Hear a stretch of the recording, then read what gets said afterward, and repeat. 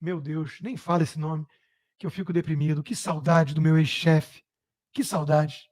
A maioria do povo americano não está interessada em doutrinar seus filhos com ideologias neomarxistas doentias, como a ideologia woke, ter o seu país inundado por imigrantes mal intencionados ou permitir que o Estado mutile partes saudáveis do corpo de seus filhos. Foi, em parte, um basta a isso tudo que a vitória do Trump representou. Mas, como alerta o Gordon, né, a fé na providência, que é a marca daqueles peregrinos que vinham com uma missão, né, divina, continua sendo fundamental, mas não pode dispensar a vigilância e a combatividade contra um establishment corrupto que não vai cair sem atirar. Elon Musk declarou guerra a esse aparato todo do Deep State, ele vem para oferecer soluções e cortes de até 2 trilhões de dólares. Tem algumas dificuldades, né? Ele não tem uma entidade na mão que dê poderes para ele executar da forma que ele gostaria, precisa do Trump, mas o Trump está alinhado, e mesmo assim a burocracia vai resistir. É mais fácil botar um foguete no espaço e dar marcha ré fazendo baliza do que enfrentar a burocracia. Nesse Thanksgiving, muita gente fez a dancinha do Trump, do IMCA, e falou o seguinte: olha, não vamos discutir política, né, numa data de comemoração familiar e com os amigos e tudo mais. Eu mesmo não preciso pensar assim, porque graças a Deus aqui na família ninguém é esquerdinha Kamala Harris. Mas eu confesso que eu não toquei no assunto política. Eu apenas preparei essa charcuterie, né, e botei na mesa central essa charcuterie que eu achei ficou muito bonito, né, e estava bem saboroso, tá? O queijo, o salame. Então não discutimos política nesse Thanksgiving. Enquanto isso, ele, Mark Zuckerberg, aquele que censurou o Trump, que aderiu à pressão toda do sistema para perseguir a direita, ele diz reconhecer que Trump é um agente de mudança e prosperidade e quer fazer parte disso agora, e parece que já teve reunião com o Trump em Mar-a-Lago. É confiável? Não sei, mas é interessante ver as movimentações do Jeff Bezos, do Mark Zuckerberg. Olha, só falta o George Soros. Se o Soros começar a sinalizar em direção ao Trump, aí eu fico preocupado. Mas, na verdade, é a força do MAGA e da vitória acachapante que mostrou o seguinte: esse movimento veio para ficar. Então, se você não pode derrotá-los, junte-se a eles, ainda mais com a cabeça de empresário que essa turma tem, do Bezos ao Zuckerberg. Por falar no Elon Musk, olha o nível em que chega a loucura da Bloomberg, tá?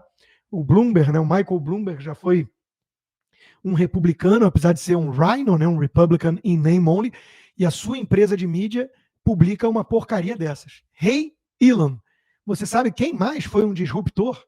Mao Tse-tung. Donald Trump e o dono da Tesla não são os primeiros a vir com uma bola, né, de demolição para o governo. Eles deveriam aprender com alguma esperteza com a experiência trágica da China. Acredite se quiser. Uma peça publicada no Bloomberg compara Elon Musk com Mao Tse-tung. Não pode ficar pior do que isso. Vamos falar da China já já. Antes, é uma recomendação que eu faço a todos, né? Não grave vídeos se tiver de ressaca ou bêbado.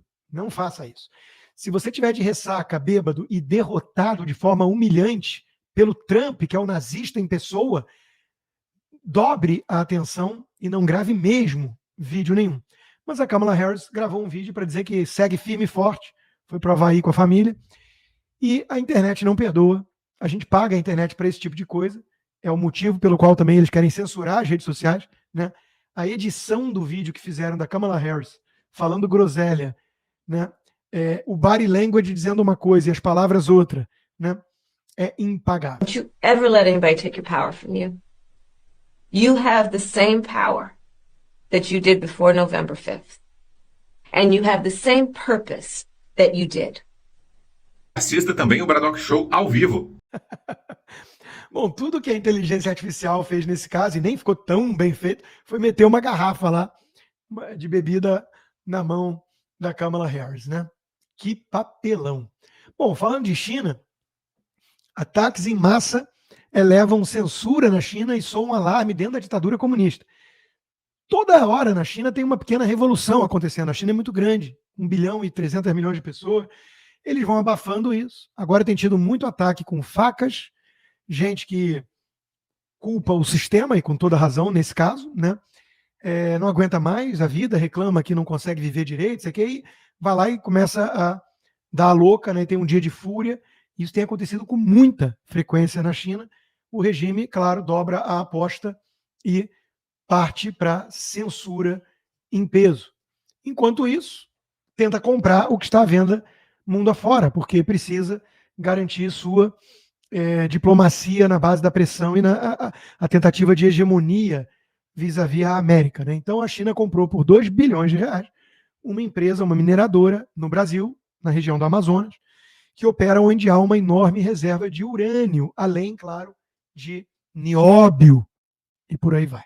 Bom, o Globo dedicou uma matéria muito grande para dizer que deram a entender que comprou o urânio e vai explorar, e que a lei brasileira não permite que uma empresa privada, nem estrangeiros, explorem o urânio em solo nacional. Tá. O fato é que a China comprou essa mineradora nessa região rica em nióbio e urânio. Esse é o fato. O resto é narrativa de quem finge que não tem nada de mais nisso. Porque, afinal de contas, o Lula está rifando a nossa soberania nacional em troca de interesses globalistas e comunistas. Macron e Xi Jinping, herdeiro do Mao Tse Tung, comemoram o Brasil ter colocado à venda, o Lula ter colocado à venda o Brasil. O deputado Mário Frias reagiu, né? Enviou um requerimento de informação para o Ministério de Defesa para ter mais informações sobre essa venda, né? E claro que tudo isso representa, sim, dentro de um contexto, né, o avanço da China em relação ao Brasil. O Brasil vai virando uma espécie de província chinesa e o Lula está muito feliz com isso, desde que ele esteja viajando o mundo com a Janja e se vingando dos brasileiros, porque é um projeto de vingança. O Milton Neves perguntou isso, né? Lula tem um projeto de vingança contra o Brasil? Tem, né? Tem. E os artistas desaparecem nessa hora. Sob Lula, degradação da Amazônia é a pior em 15 anos. Dados do Instituto Amazon mostram que degradação chegou a uma média de 10 mil campos de futebol afetados por dia até agora nesse ano. Onde estão aqueles artistas que gravavam um videozinho? Ninguém viu, ninguém sabe. Mentira. Vimos sim. O Zé de Abreu gravando um vídeo para te dar recomendações sobre como conseguir aquele passaporte bonito, vinho da comunidade europeia. Olá, eu sou José de Abreu e hoje eu quero falar com você sobre algo que vai muito além de um simples passaporte. Você quer conquistar sua cidadania italiana de forma rápida, segura e sem complicação? Eu vou te contar como a Gene Cidadania pode te ajudar a alcançar esse sonho. Com a cidadania italiana, você não apenas conquista o direito de viver e trabalhar na Europa, mas também se reconecta com suas raízes. É uma O cara ajuda a destruir o Brasil e depois vende um merchan de como obter a cidadania italiana para buscar liberdade na Europa. Olha, é um canalha mesmo esse Zé de Abreu. Que sujeito asqueroso. Que sujeito asqueroso. É o típico lulista cá entre nós. Enquanto isso, ainda na guerra cultural, PF nega pela segunda vez porte de arma a Fábio Weingarten, advogado de Bolsonaro. Eu falei com ele ontem, ele estava revoltado, indignado com isso. Disse que tem filho em situação especial, que pega estrada em horários alternativos, às vezes de madrugada, que a casa dele já teve uma tentativa de invasão recentemente, eu lembro bem disso. Né? No Brasil, a gente precisa pedir, implorar. Polícia Federal, eu posso ter uma arma para me defender? E a polícia olha e fala, bolsonarista? Não. Já negou também o do Carlos Bolsonaro. Isso não é um país com cidadãos, nem mesmo cidadãos, como diria Dilma. Dilma não, Janja. Isso é um país de súditos, escravos. Se você não pode ter uma arma para se defender, você é um escravo. Então, meus amigos, que diferença para a América, onde há liberdade. Enquanto isso, eis os livros que circulam nas nossas salas de aula. O Islã é uma fé progressista desde o começo. É claro, os progressistas querem incentivar de alguma forma a pedofilia, e Maomé casou-se com uma menina de 9 anos. Talvez seja nesse sentido que eles estejam falando, mas não. O Islã é uma religião que empodera as mulheres. Acredite se quiser. Basta olhar Arábia Saudita, Irã, e ver como as mulheres são empoderadas em relação à América, onde predomina o machismo, a misoginia, né, do homem branco heterossexual cristão. Durma com barulho desses. Enquanto isso, a CNN Brasil dá a seguinte manchete: câncer de próstata. Mulheres trans têm menor risco, mas dados são insuficientes. Mulheres com câncer de próstata. Durma com barulho desses. Se tudo isso está te assustando e você quer tentar vir para a América buscar a liberdade, ignora o Zé de Abreu. Eu recomendo DM Visa Law, o seu escritório de imigração com 30 anos de experiência da doutora Ingrid nessa área. Vá lá na bossconsta.com, manda mensagem que a equipe da Ingrid vai te atender. Vários seguidores meus, vários, já são clientes e muitos estão com casos avançados. Alguns já conseguiram green card, então não perca tempo, até porque o Brasil está afundando, infelizmente, e vai piorar. A única certeza que nós temos, e eu tenho dito isso há muito tempo, eu tenho acertado, é que hoje vai estar menos pior do que amanhã. E as pessoas começam a se dar conta disso. Desaprovação do governo Lula cresce e supera a aprovação, diz o Paraná Pesquisas, que é o melhor desses institutos, né? E quem poderia imaginar uma coisa dessas, né?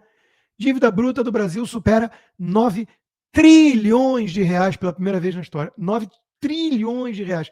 Não tem pandemia para levar a culpa. Não tem um contexto mundial que explique algo assim. É um governo perdulário, irresponsável, destruindo novamente o nosso país. É a banda de rock Mega Deficit, né? Mega Deficit. Quem dera que o cantor levasse a sério a melhor música deles, que é A Tout le Monde, né? Uma carta de adeus. Não precisa se matar, mas pelo menos vai embora do governo e deixa o brasileiro em paz, né? Mas não, eles estão lá, eles vão assumir a presidência do Banco Central agora esse ano que vem, e o Galípolo, que é um lulista, que acha que inflação é culpa de empresário ganancioso, diz: tenho convicção no meu amigo Haddad. É por isso que a gente fica preocupado em dobro, porque o Haddad não é para ser levado a sério e o Galípolo vai assumir o comando do Banco Central ano que vem. Então, juntando as duas coisas, só tem uma direção possível para o dólar. Oposição se vê atendida em pacote de gastos de Haddad, diz o líder de fake news da Globo, Lauro Jardim. O líder da oposição no Senado, o senador Rogério Marinho, tem que colocar os pingos nos is e rebater, né? Fake. Pacote fraco, inócuo, de um governo covarde e populista que não enfrenta a grave crise fiscal que ele mesmo criou, padrão PT. Lauro Jardim, o mentiroso da Globo, mentindo na cara dura, que é o que todos eles fazem. Agora, vem aí mais e mais impostos. Qualquer pessoa sensível, normal, eu tenho 5 em casa, olha para um cachorro com aquele olhar fofo, né? Ou um gatinho do Shrek, e fica comovido, o coração derrete, né? O Haddad olha e fala: você merece impostos. Quer ser taxado? Então, esse papinho de cadastro de pet, meu amigo, você sabe o que vem por aí. Você sabe. Mas o Lula disse: ninguém pode ser malandro e receber benefícios que não merece. Ele fez a vida inteira dele em cima disso. Na malandragem, metendo a mão naquilo que não merece. Estamos fazendo uma revisão disso e estamos dando uma arrumada na casa. Meu Deus, nunca contratem esse personal stylist, né? Esse organizer. Uma reforma no imposto de renda, leia-se aumento de cobrança de impostos, cobrando um pouco mais das pessoas mais ricas, leia-se qualquer um de classe média, que vai ser achacado, o que é normal em países socialistas, né? Então, é um governo mais justo, humano e fraterno, exatamente como Cuba, Venezuela, Nicarágua e por aí vai. O governo já conta com STF para taxar super ricos se o Congresso resistir. E a CNN, a imprensa brasileira, trata isso com a maior naturalidade. Olha, se o Congresso, que é a casa eleita pelo povo, não concordar com o projeto demagógico, populista, ineficiente do governo do PT, o Supremo, que virou um puxadinho do governo executivo sob o Lula, vai lá e legisla sem precisar dos parlamentares. E a imprensa acha isso tudo muito normal. Afinal de contas, né? Quem liga para o Congresso? Quem liga para a democracia? O Mário Sabino resumiu bem. Isso aí não é pacote fiscal porcaria nenhuma. É a classe média financiando compulsoriamente a reeleição de Lula e a esbórnia governamental petista de quem não quer fazer uma única reforma estrutural. O JP Morgan chamou do Dia da Marmota, aquele filme com Bill Murray, né, que se acorda todo dia no mesmo dia. Essa é a sensação que temos no Brasil, né? É o eterno Dia da Marmota, e o JP Morgan foi lá e rebaixou a recomendação de ações do Brasil, mas claro, os petistas podem falar quem come Ibovespa, quem come dólar. Bom, quem come carne, que a carne também está subindo junto, né? Pode comer chicória e não enche o saco. Não vai faltar lagosta no Supremo. E é isso que importa. Então, as carnes das festas de fim de ano já sobem 12,4% esse ano. E no Black Friday, que é hoje, temos comida em primeiro lugar na busca por descontos. Isso é coisa de Cuba. Isso é coisa de Venezuela. O estrago está sendo mais rápido do que muita gente esperava. E o resultado está aí. Dólar bate 6,11 um dia depois do anúncio do corte de gastos. Parabéns aos envolvidos, a todos aqueles que fizeram L. Eu dediquei minha coluna da Gazeta do Povo hoje a vários desses, chamando pelo nome, porque é assim que temos que fazer, lembrar o que fizeram no verão passado. Amínio Fraga, João Almoedo, Helena Landau, Pécio Arida, Pedro Malan, quem mais? O Baixa, Edmar Baixa, o Luiz Stuberg, vários desses gestores. Nós temos que lembrar, porque eles estão surpresos com o que está acontecendo. Eu não, e quem acompanha a minha live também não. Outra coisa, a própria turma do PT agora vai se fazer de sonsa. Vai tentar transferir culpa ou minimizar o que significa o câmbio a R$6. Mas nós estamos aqui para lembrar aqueles que têm memória curta. Por exemplo, Zeca Dirceu. Quem bate 6 primeiro, o dólar ou a gasolina? Está respondido. O dólar durante o governo dele. Guilherme Boulos, para a maioria dos brasileiros, o aumento do dólar significa menos poder de compra. Mas parece que para o ministro de Economia significa lucro milionário em paraíso fiscal. Ups. Aí vem o Ricardo Capelli dizendo que o dólar é chantagem. Eles, que eu não sei quem são, né, exigem a rendição do presidente Lula. Querem impor a conta ao povo mais pobre. Eles sugam a riqueza de quem tenta produzir. Com essa mentalidade, 6,11 tá barato. Vai a 7 e vai rápido. É ou não é? Olha aqui. Liberdade seja bem-vinda de volta, escreveu a tal da Natália Arcuri. Me parece que é uma coach de finanças, segundo a Renata Barreto. Coach de finanças que fez o L. Meu amigo, se você tem um coach de finanças que fez o L, você merece perder seu patrimônio. Porque você é muito burro. Essa é que é a verdade. Você pode logo deixar o Felipe Neto decidir o futuro dos seus recursos. Ele vai dizer para você que o Bolsonaro é que era o problema do câmbio. O Lula é garantia de estabilidade do dólar. Olha lá, agora que passou de 6, ele anda meio sumido. Deve ter voltado a imitar foca. Não posso acreditar que as autoridades competentes nada farão para conter o elevado patamar do dólar. Essa inércia não faz sentido. É, Flávio Dino. E você é reincidente. De confusão em confusão, essa turma de incompetentes vai jogando o dólar para cima, causando aumentos generalizados em preços, alimentos, gás, combustível. Depois vem a mentira. A culpa é dos governadores. Além de não gostar de trabalhar, o sujeito não sabe trabalhar. Tá falando do coleguinha comunista? Só pode, né? Até o Guga entrou nessa, né? Oi, Guga. Teve que levar uma invertida do meu xará, Rodrigo Vesgo, né? O Scarpa. Vim do futuro para avisar que o dólar vai bater 6. Ele escreveu isso em abril.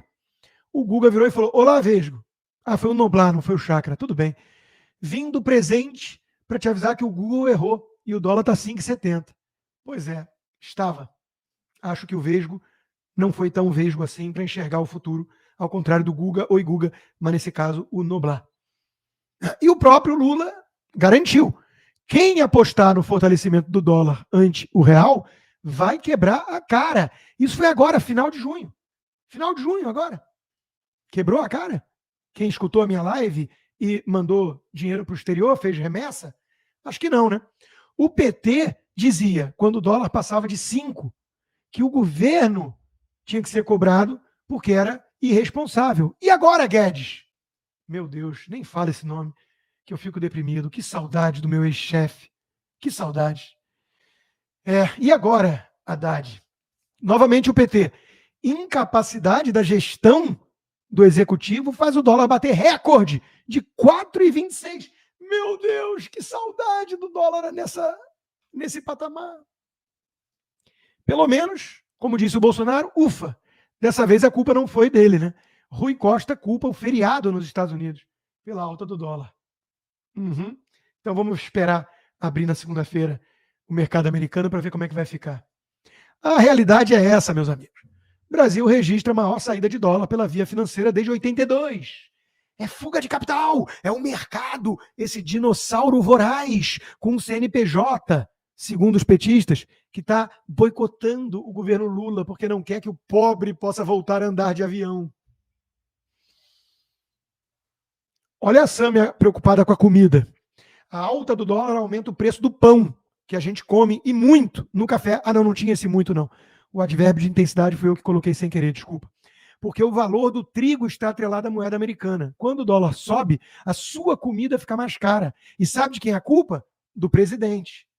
E aí, Sâmia? Está preocupada com o preço do pão agora? Simone Tebet, o dólar passa de R$5 por quê?